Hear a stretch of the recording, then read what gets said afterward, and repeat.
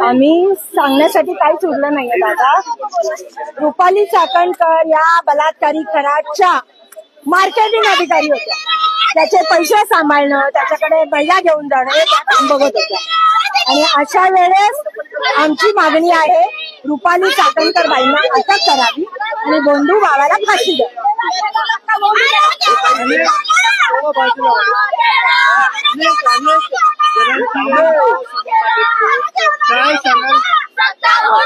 नीलम गोरे या गेले 7 वर्ष तिथं जात होत्या. 3-3 तासाच्या पूजा करत होत्या.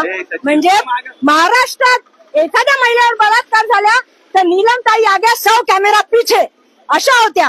आणि आता त्यांना काहीच नाही, कारण का त्या तिथं जात होत्या, भक्त होत्या, नाडा बांधला होता त्यांच्या हातात मंत्रीपदासाठी, आमदारकीसाठी. म्हणून तुम्ही गप्प आहात. चित्रावाद गुहेत जाऊन बसलेत गप्प, मेधा कुलकर्णी गप्प. म्हणजे आज पुण्यामध्ये तर मी विचारते, सगळ्या महिला गायब कुठे आहेत? नगरसेविका, आमदार का गप्प? तुमच्या आई बहिणींबरोबर असं झालं असतं तर काय केलं असतं? खरंच पुण्यातल्या महिला प्रतिनिधी गायब आहेत का हरवल्यात हा प्रश्नचिन्हच आहे. काही मध्यंतरी तुम्ही नाशिकला भेट दिली, तिथं पोलिसांशी चर्चा केली, मात्र अजूनही कोणती दखल घेण्यात आलेली नाही. मग रस्त्यावर आम्ही अजून उतरणार ना. आज मयत काढली, उद्या कोर्टात घुसून मारू आम्ही त्याला. लक्षात घ्या, महिला रस्त्यावर अंत बघू नका. तिच्यावर कारवाई करा, तिला अटक करा, आमच्या मुली बाळी वाचवा. कारण का जर रक्षकच भक्षक झाले तर शासनाने काहीतरी केलं पाहिजे. महिला आयोगावर असून तू मुलींचं शोषण होऊ देत होती, त्याला मुली पुरवत होती. लाज नाही वाटत त्या बाईला?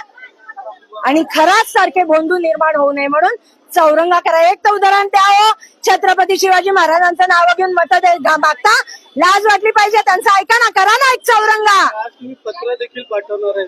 हो, आज आम्ही पत्र पाठवणार आहे. पत्र ही अशी आम्ही सगळ्या महिला पत्र पाठवतो की ज्याच्यामध्ये मुख्यमंत्र्यांना देवाभाऊ आमच्या महिलांचं गाऱ्हाण ऐका आणि आम्हाला न्याय द्या.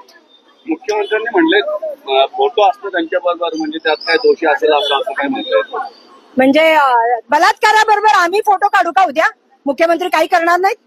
आमचा प्रश्न आहे मुख्यमंत्र्यांना.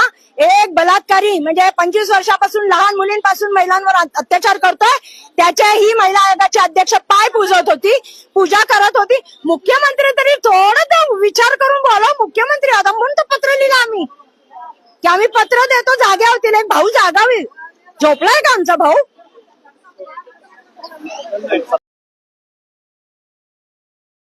पुणे सिटी टाइम्स स्थानिक बातम्यांचे व्हिडिओ नक्की पहा आणि लाईक करा, शेअर करा, कमेंट करा आणि तुमच्या स्थानिक बातम्यांचे व्हिडिओ आमच्यासोबत शेअर करा.